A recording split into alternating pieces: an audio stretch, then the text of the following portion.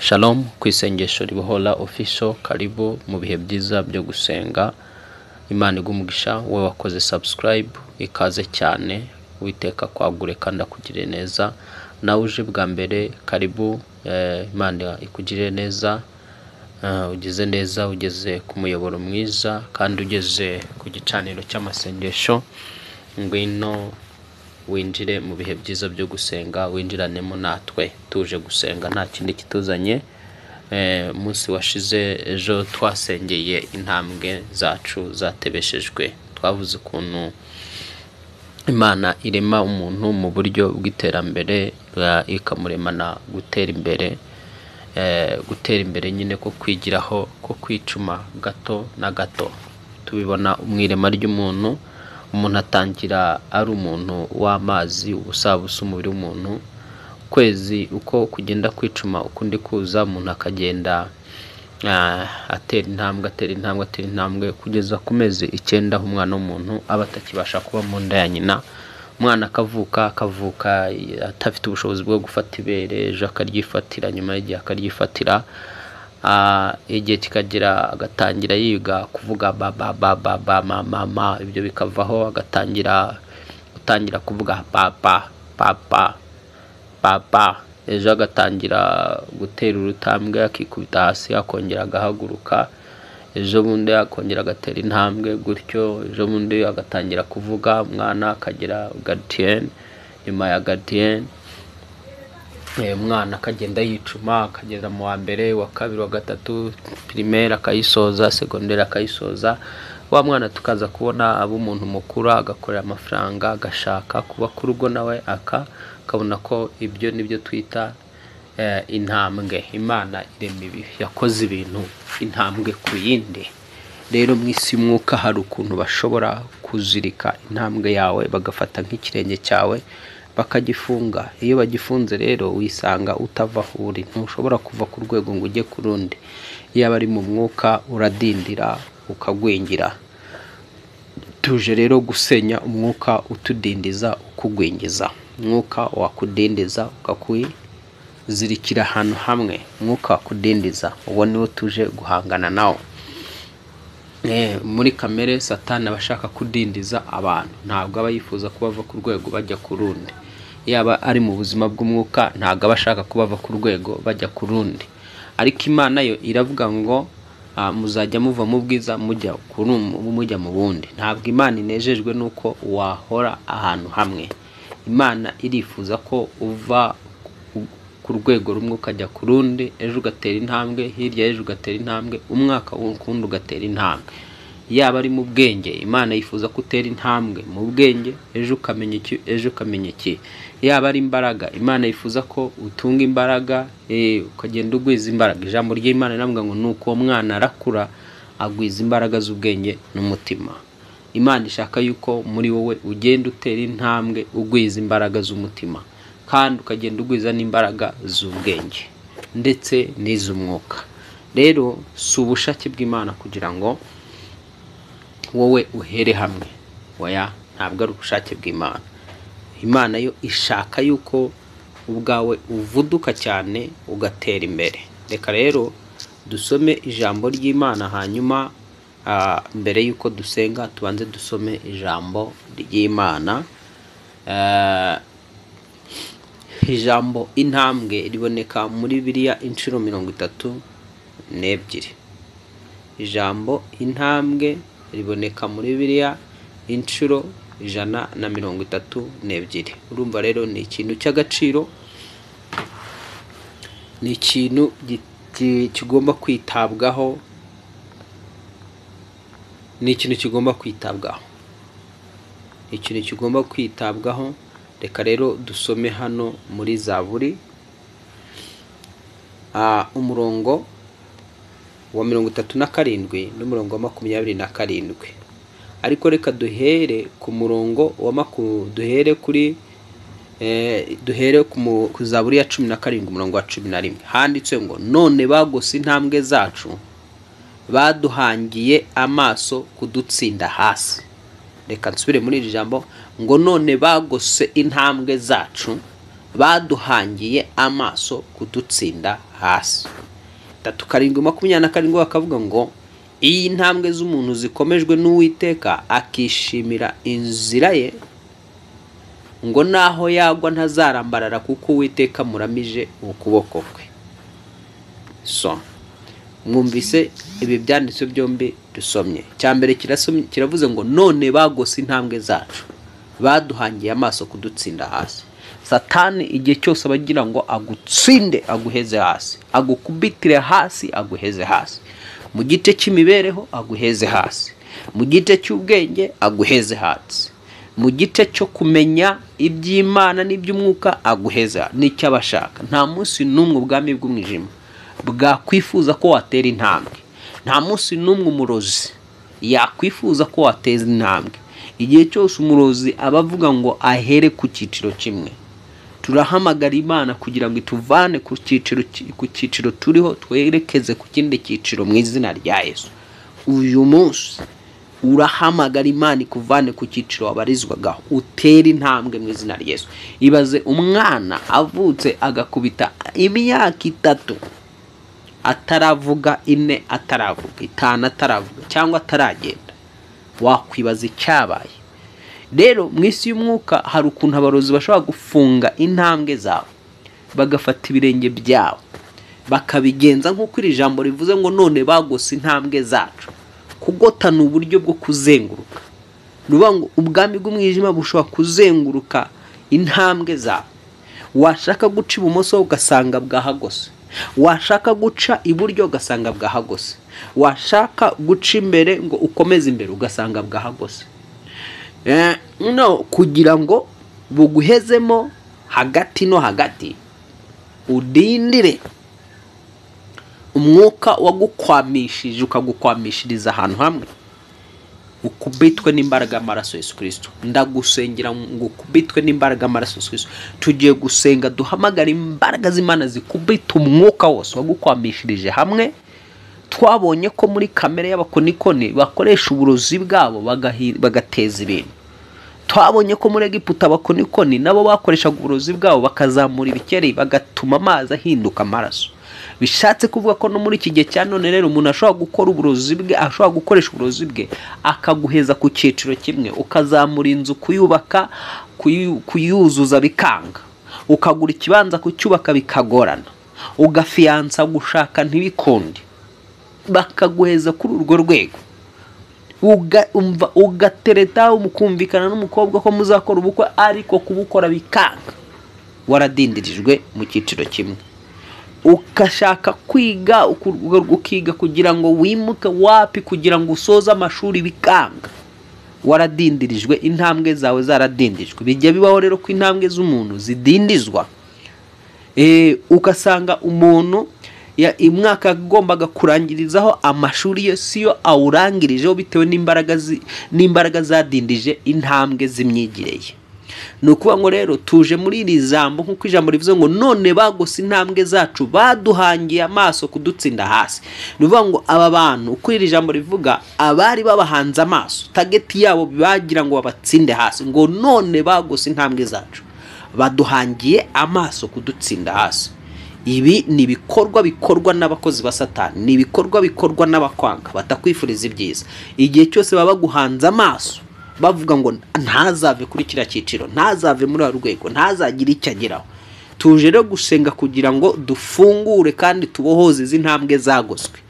Huko mbivuze, ushobora guca ibumoso ugasanga dire iryo jambo ryitwa kugota ngo bagose. Nukuvuga ngo umuntu aba yakuzengurutse iburyo n'ibumoso, imbere n'inyuma, nawe amucikira. Nibyo rero yavuze ngo none bagose intambwe zacu. Ariko ntago byarangiriye mu kuzigota, ahubwo ngo baduhangiye amaso kudutsinda hasi. Nuba baguhozaho ijisho, ukugenza goza ijisho, umnego yiwe niyo kugutsinda hasi, niyo kuguheza aho ngaho, niyo kukudindiza ukazapfira aho ngaho wadindiye. Tubona Aburahamu ahagurukana na Setera, baragenda bageze ahantu hitwa Iharani. Tera arahatura, muri uku kuhatura arahapfira. wakwibaza ngo ni imbaraga bwoko ki zatumye atura Harani, ko Harani atariho yerekezaga? Iwe yerekezaga mu gihugu cya Kanani, nawe yajyaga i Kanani. Imana rero ibonye yuko ise yadindiriye i Harani, nibwo yasanze Aburahamu ikavuga ati komeza urugendo ugende, siga inzu ya so n'umuryango wawe nicyo komeza urugendo. Ariko ise ntabwo yigeze arenga i Harani. Imbaraga zaramugose ziramudindiza, zimwicira i Harani. Iyo umwanzi yakugose rero nk'uko ijambo rivuga ngo none bangose intambwe zacu, baduhangiye amaso kudutsinda hasi, iyo ahantu tuhatinze kenshi na kenshi ubwami bw'umwijima bushobora kuhakwikira. Ni ngombwa rero ko tugomba gutera intambwe mu izina rya Yesu, tukava aho intambwe zacu zagotewe. Uyu munsi rero hano ku isengesho ribohora, niryo sengesho tugiye gukora, hepfo ku murongo wa 12 dusoma haravuga ngo ahwanye n'intare ifite ipfa ry'icyo yafata, nk'umugunzu w'intare wubikirira mu bico. Uwiteka haguruka umuhagarara imbere, umutsinde hasi, ukize umutima wanjye umunyabyaha, uwukirisha inkota yawe. Uyu ni Dawidi niko yasengaga. Yari itegereje asanga baragose intambwe ziwe, asanga kandi bari bagose intambwe ziwe nta kindi bazigoteye. Abona ko bahanze amaso yiwe, bamuhanze amaso bagambiriye kumutsinda hasi. None ngo abashishoje ngo abona bameze nk'intare ifite ipfa, intare ishonje, intare idafite ikirya. None ngo sasa ngo ifite ipfa ry'ikifata, nuva ngo yabonaga mu isi y'umwuka hari imbaraga zimeze nk'intare zifite ipfa, zimwasamiye zishaka kumugirira nabi. Ngo akabona zimeze mu isi y'umwuka, abona bameze nk'umugunzu w'intare wubikiriye mu bico. Mu yandi magambo umwihishe, nuva ngo wamuteze umwubikiriye, uvuga uti nacano ndahita mucamo kabiri. Uko niko abanzi bawe bagenza intambwe zawe, bagenda bareba buri step yose ushaka gutera bakayirwanya, bagenda bakurikirana buri step yose. Watera step cyangwa se intambwe imwigana imbere, ugasanga uteye nk'icumi zigana inyuma. No mu gakiza kawe ugasanga hari ahantu warugeze kabisa mu buryo bwo gusenga kwawe no gukizwa kwawe, ejo bundi ugasanga wahananutse, wasubiye hahandi cyangwa se wasubiye hasi. Haranira gutera imbere kwa mu izina rya Yesu. Tugiye gusenga Imana rero muri Zaburi, ni mu murongo tugiye gusomeramo, Zaburi ya 37 umurongo wa 23 havuze ngo iyo intambwe z'umuntu zikomejwe n'Uwiteka akishimira inzira ye, ijambo rije rivuga ngo naho yagwa ntazarambarara, Uwiteka muramije ukuboko kwe. Nayango rero dusengera intambwe zacu kano kanya mu izina rya Yesu Kristo, ngo iyi ntambwe z'umuntu zikomejwe Uwiteka guteza akomeza urutambwe rukujyana imbere. Uwiteka akomeza urutambwe rukuvana ku cyiciro rujya ku kindi cyiciro mu izina rya Yesu. Uwiteka akomeza intambwe zikuvana mu bukene werekeza mu butunzi. Uwiteka akomeza intambwe zikuvana mu busiribateri zikujyana mu bushako.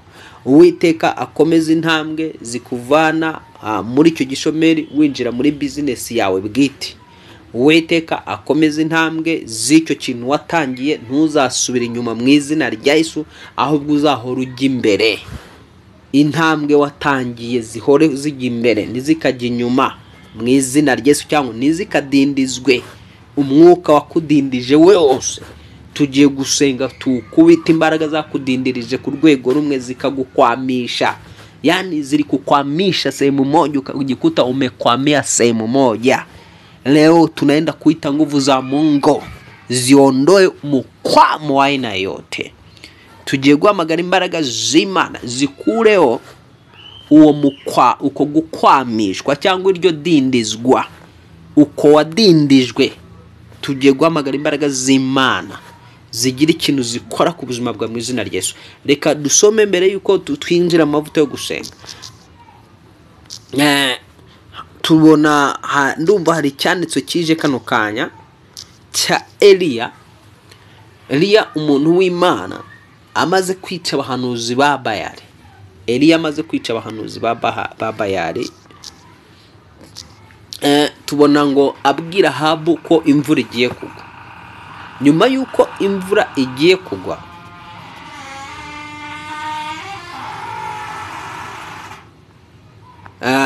reka dusome iryo jambo ahubwo tubone hanyuma gusenga. Reka dusome iryo jambo tubone gusenga. Dusome iryo jambo tubone gusenga hanyuma duhamagare ni dusome iryo jambo. Reka mbanze ndirebe neza.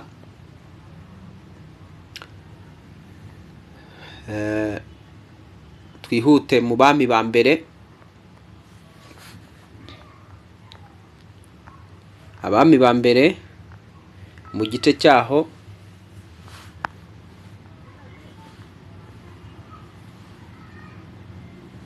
cya 18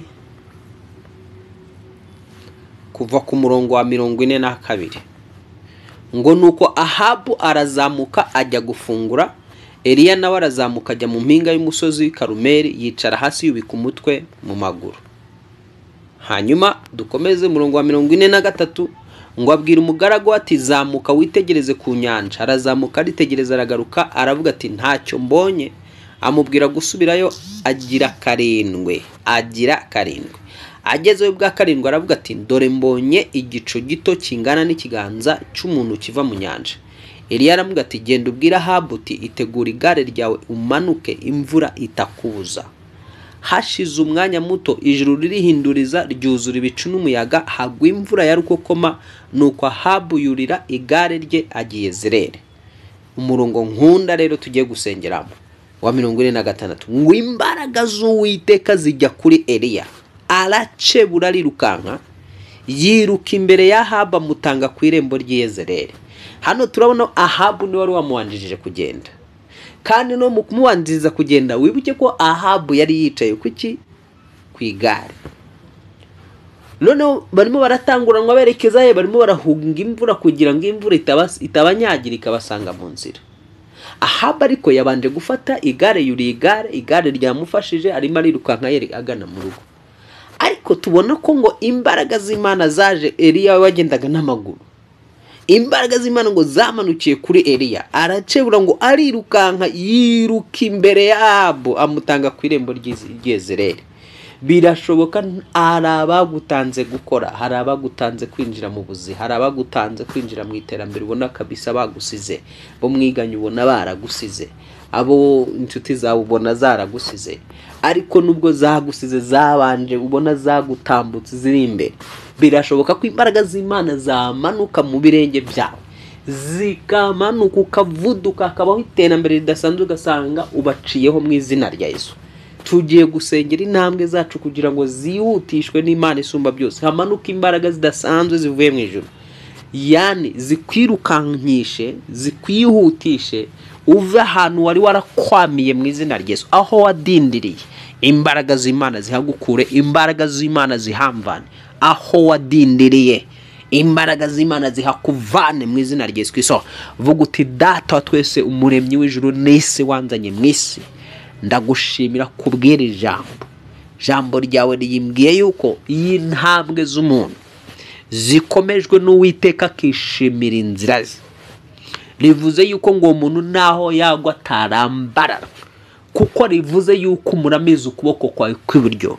Ngwino ukomeze intambwe zanjye Uwiteka, komeza intambwe y'agakiza kanjye, komeza intambwe y'umuhamagaro wanjye, komeza intambwe y'urushako rwanjye, komeza intambwe ya fiançailles yanjye, komeza intambwe. Ndavugana nawe ufite winjiye muri relationship, ubwira Imana ikomeze iyo ntambwe relationship mu izina rya Yesu. Mpamvu relationship yawe izamo akavuyo n'iki nuko utajya uyisenyera ngo Imana yikomeze. Bwira Imana ikomeze iyo relationship yawe mu izina rya Yesu. Bwira Imana ikomeze iyo ntambwe yo kwiga kwawe, bwira Imana ikomeze iyo ntambwe yo gucuruza uteye, utangiye business kandi urashaka kuzamuka. Bwira iyo Imana iteze iyo intambwe zawe zikomezwe z'iyo business utangiye. utangiye ubuzima bw'agakiza. Bwira Imana ikomeze iyo ntambwe yo gukizwa kwawe. Utangije urugendo rwo kuba ku rugo. Bwira Imana ikomeze urwo rugo mu izina rya Yesu. Utangije intambwe sinzi ahantu intambwe watangiye gutera yo kwiga. Bwira Imana ikomeze izo ntambwe z'amashuri yawe. Ntuzadindire, ntuzakwamiremo hagati. Kwa jina la Yesu, mwuka wakudindiza ndawuvuma.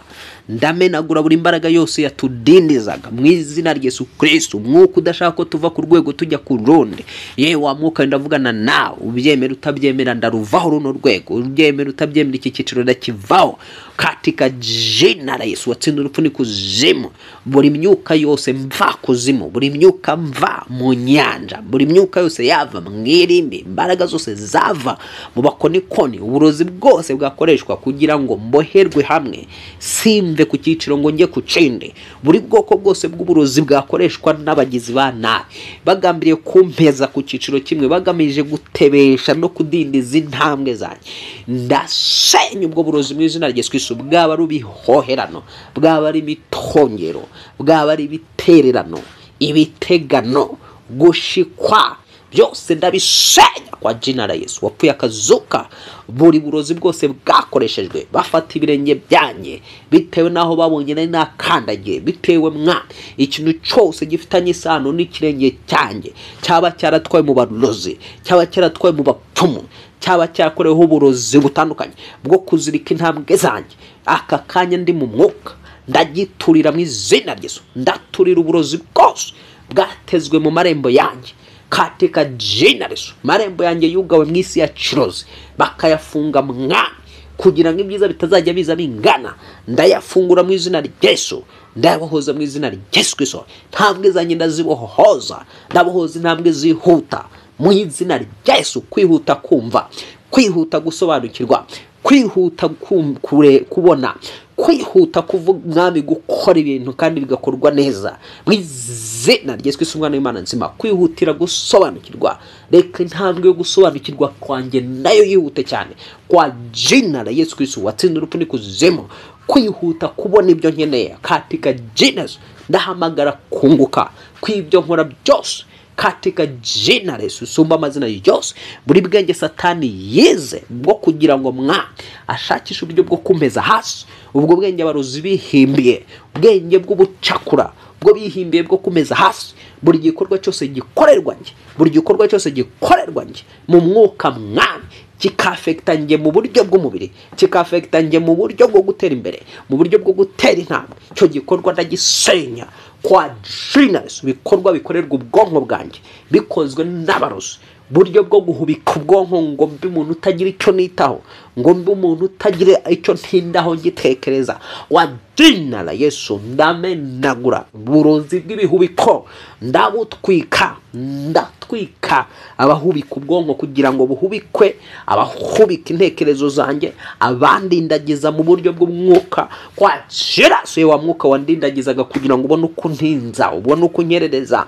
Ndatwika umwuka wakarindagize kwa jina. Umwuka wanzubaza, senya abazimu bakuzubaza kugira ngo utareba ku ntambwe zawe, senya abadayimoni bagerageza kukuzubaza no kukujijisha. Satani muri kamere yiwe agerageza kujijisha ukuntu, agerageza kuzubaza umuntu kugira ngo udatinda ku buzima bwawe, udatinda ku mibereho yawe, udatinda ku cyo utangiye, utaba kuri mbega utaba focus n'icyo watangiye. Abagira ngo niba utangiye uri focus y'ikintu, ejo ube wakivuyeho, ejo ube wagitsitseho, wagiye mu bindi. Vuga uti mwizena rye suwe wa mwuka we, utemeraga ko mba focus n'ibyo ndimo, utemeraga ko mba focus n'ibyo ntangiye. Kwa jina nageramo hagati ukanca intege nkabivamo, ndakuvima yewe wa mwuka wacaga intege. Wowe udashaka ngo igihe kintu ntangiye ngisoze neza, ndagutwikisha amaraso Yesu Kristo, ndagutwikisha izina ry'umukiza n'umucunguzi. Va ku buzima bwanjye mu izina rya Yesu Kristo, va ku buzima bwanjye mu izina rya Yesu Kristo, va ku mibereho yanjye mu izina rya Yesu Kristo. Rekura ibirenge byanjye mu izina rya Yesu Kristo, rekura intambwe zanjye mu izina rya Yesu Kristo. Ndavugana na buri mwuka wose udafite umubiri n'amaraso ufatira intambwe zanjye, undindije mwami, wanyerereje wose, ndawuvuma kwa jina Yesu. Ndarekura umuriro w'Imana ku mwuka wose wandindirije kuri step imwe, kwa jina rekura step yanjye, rekura intambwe yanjye, rekura kuzimu, rekura satani mu izina rya Yesu Kristo, rekura murozi mu izina rya Yesu Kristo, rekura muzimu mu izina rya Yesu Kristo, rekura mukonikone mu izina rya Yesu Kristo, rekura ibyanjye byihute, rekura ibyanjye byihute, rekura ibyanjye bizamuke, rekura ubuzima bwanjye buzamuke, rekura imibereho yanjye izamuke, rekura iterambere ryanjye ntera imbere, rekura mu izina rya Yesu Kristo, rekura mu izina rya Yesu Kristo, rekura mu izina rya Yesu Kristo.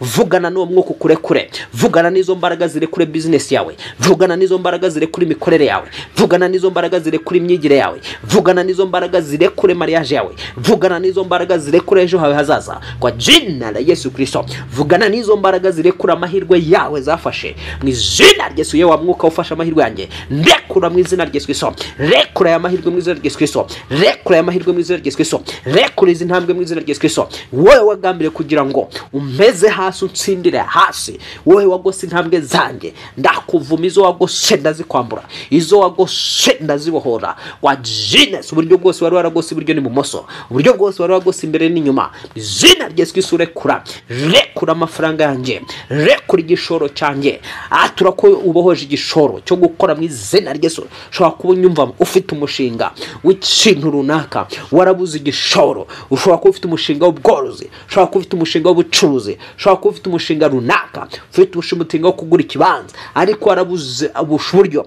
Bohoza igishoro mu izina rya Yesu Kristo, bohoza amafaranga mu izina rya Yesu Kristo. Bwira izo mbaraga ziyarekure. Ni ngombwa kugomba kuva kuri iyo ntambwe ugatera iyindi ntambwe. Birashoboka ko wari uri ku cyiciro cyo kuba nta kintu ufite imbere n'inyuma. Imana yifuza ko hari icyo utunga, Imana yifuza ko hari icyo ugira. Ntabwo Imana yakuremeye kutagira icyo ugira, Imana yakuremeye kuba hari ikintu uba ufite katika jina la Yesu. Yewe daimoni udashaka ko hari ibyanjye ntunga, ndakuvuma mu izina rya Yesu Kristo. Yewe amurozi udashaka ko hari ibyanjye ntunga, ndagusenya mu izina rya Yesu Kristo katika jina la Yesu. Yewe mwuka uboha impano zanjye, ndakuvima mu izina rya Yesu. Wowe udashaka ko nzamuka mu mavuta, wowe udashaka ko nzamuka mu mavuta yo gusenga, mu mavuta y'ijambo, mu mavuta yo gukiza indwara, mu mavuta yo gukora ibitangaza, ku buzima bwanjye kwa jina la Yesu. Rekura ibyo waziritse, rekura ibyo wahambiriye, ibyo wazirikiye munsi y'inyanja, ndabikura mu izina rya Yesu Kristo. Ibyo wazirikiye kuzimu, ndabivana mu izina rya Yesu Kristo. Ufite imfunguzo z'urupfu n'ikuzimu, nize Yesu Kristo. Ufite imfunguzo z'ikuzimu, ibyo wazirikiye kuzimu bivanywe mu izina rya Yesu Kristo. Ibyo wazirikiye kuzimu, birenge byanjye wazirikiye kuzimu, ndabibohora bivanywe mu izina rya Yesu Kristo, bivanywe mu izina rya Yesu Kristo. Ufite imfunguzo z'urupfu n'ikuzimu, ibyo wazirikiye mu rupfu, ibyo wazirikiye mu irimbi, izina rya Yesu Kristo watsinze urupfu n'ikuzimu, mbivanye mu irimbi no mu rupfu mu izina rya Yesu Kristo. Mbohoje ibyanjye byose nkoresheje amaraso ya Yesu Kristo n'izina rya Yesu Kristo. Mbohoje buri mugisha wose katika jina la Yesu Kristo. Uwo mwahambirishije uburozi, uwo mwazirikishije amarozi, katika jina ndawubohora mu izina rya Yesu Kristo. Nkubise buri wese ndekuye inkoni kwa jina, ndekuye inkoni y'icuma, ndekuye inkoni y'icuma ku buri muntu wese wabuhaga intambwe zanjye katika jina. Uwo ari we wese, aho akomoka hose, aho aturuka hose, yaba ari uwo dukorana, yaba ari uwo dusengana, yaba ari uwo ngendana nawe, yaba katika jina ari uwo niganye nawe kwa jina, uwo muri famiye, uwo ari we wese mu mwuka umfitiye ishyari, utifuza ko muruta, utifuza ko nzamuka, zina rya Yesu Kristo wa Nazareti. Ufite ibyo yakoze mu burozi bwe, akazirika imigisha yanjye, akazirika intambwe zanjye, akandindiza kwa jina Yesu Kristo wa Nazareti. Nanjye ngasanga ndindiye ku rwego rumwe. Yewe wa mwuka wamudindiza wewe wandindizaga, ndakwicisha amaraso Yesu Kristo, ndakwicisha izina rya Yesu Kristo. Va ku buzima bwanjye mu izina rya Yesu, va ku mibereho yanjye mu izina rya Yesu Kristo. Genda ntukagaruke ukundi mu mbaraga amaraso Yesu Kristo. Urakoze mwami, ndagushimira ko mbohoye, ndagushimiye ko ubohoye bano bantu, ndagushimiye ko nizi ntambwe uzibohoye mu izina rya Yesu Kristo umwana w'Imana nzima. Uw'intambwe ze zazirikiwe mu mugezi utemba, tuzivanye mu izina rya Yesu Kristo. Uwo zazirikiwe mu segete, uwo zazirikiwe mu sebuye, uwo zabohewe mwami hantu ho mu icupa, turamena iryo cupa mu izina rya Yesu Kristo, turamena icyo kibindi mu izina rya Yesu Kristo, turamena iryo cupa mu izina rya Yesu Kristo. Abashyizwe mu icupa, abashyizwe mu kibindi, abashyizwe ahantu ari hose mu isi y'umwuka babaziritse, kwa jina Yesu Kristo hose turahamena mwoza umukwabo w'isengesho katika jina la Yesu Kristo mwana w'Imana nzima. Ntumye marayika wisumba byose, ntumye marayika wihoraho, kwa jina la Yesu Kristo ngo mu mwuka ahantu hose hari imigozi, hari ibiziriko byari biboshye ibirenge byanjye, kwa jina la ibirenge byanjye birahambutse kwa jina la Yesu, kwa jina la Yesu. Abanzirikiye ku rukweto rwashaje, banzirikiye ku nkweto zashaje nataye, kwa jina la Yesu, bakanzirikira ku masoksi, bakanzirikira ku kintu icyo aricyo cyose cyaho nakandage, kwa jina la Yesu. Mitongero yose yahujwe n'intambwe zanye n'ibirenge byanjye ndayangiza mu izina rya Yesu. Ndatura ngo ibirenge byanjye birahambuwe uko imbaraga z'Imana zamanutse kuri Eliya akiruka nkagaca kuri Ahabu wari wamutanze imbere katika jina Yesu, maze yakamucaho. Nanjye ndatura ko abantu nciyeho abari bantanze gutera imbere, bantanze kugira yoho bagera katika Yesu. Mbanyuzeho cyane cyane b'abapfumu, abakoniko n'abakorera ubwami bw'umwijima, mbanyuzeho mu izina rya Yesu. Abiringira imbaraga zabo, abiringira ubwenge bwabo, abiringira imiryango yabo, abiringira abavandimwe katika jina la Yesu, batiringira Uwiteka, mbanyuzeho kubw'imbaraga z'Imana zimanuka ibirenge byanjye. Urakoze mwami ko imbaraga zawe zimanuka ibirenge byanjye kandi zikaba zihutishije intambwe zanjye. Shima Imana ko Imana yihutishije intambwe zawe, yihutishije ibirenge byawe. Yego abandi bari bafite ababasunika, hari abasunitswe na bene wabo, hari abasunitswe n'ababyeyi babo, hari abasunitswe n'amashuri yabo, hari abasunitswe n'imiryango, hari abasunitswe n'abantu. Wowe usunitswe n'Imana mu izina rya Yesu Kristo, wowe usunitswe n'isumba byose. Isumba byose gutije imbaraga, uko yatije imbaraga Eliya niko nawe gutije imbaraga zo kugira ngo wihute uva ahantu wari warakwamiye katika jina la Yesu. Ninaondoa mkwamo kwako kwa jina la Yesu. Wewe roho ya mkwamo lipriwa kwa damu ya mwana kondoo, teketea kwa damu ya mwana kondoo, teketea kwa damu ya mwana kondoo. Roho iliyo kukwamisha na iangamiza katika jina la Yesu, iliyo nikwamisha na mimi na iangamiza katika jina la Yesu aliye hai mwana Mungu. Asante Yesu kwa kuwa umeondoa roho ambayo iliyokuwa imenikwamisha. Urakoze mwami kunkuriyeho umwuka wari warandindije ukambeza ahantu hamwe kandi ukabukwiye kuri aba bantu bawe mu izina rya Yesu Kristo umwana w'Imana nzima, mu izina rya Yesu Kristo umwana w'Imana nzima. Nuhabwe amashimwe, nuhabwe icyubahiro, izina ryawe rikuzwe ibihe byose bidashira, mu izina rya Yesu Kristo wabambwe agapfa kazuka. Amen, amen, amen. Izere ko Imana intambwe zawe zituye, izere ko Imana ko uwo mwuka kudindizaga iwuvanyeho, wari waragukwamishirije ahantu hamwe. Nabuze ukuntu nabisobanura mu buryo bw'ikinyarwanda. Uwo mwuka wari waragukwamishirije ugasanga warakwamye, ukwamira ahantu hamwe. Imana iwukuyeho mu izina rya Yesu.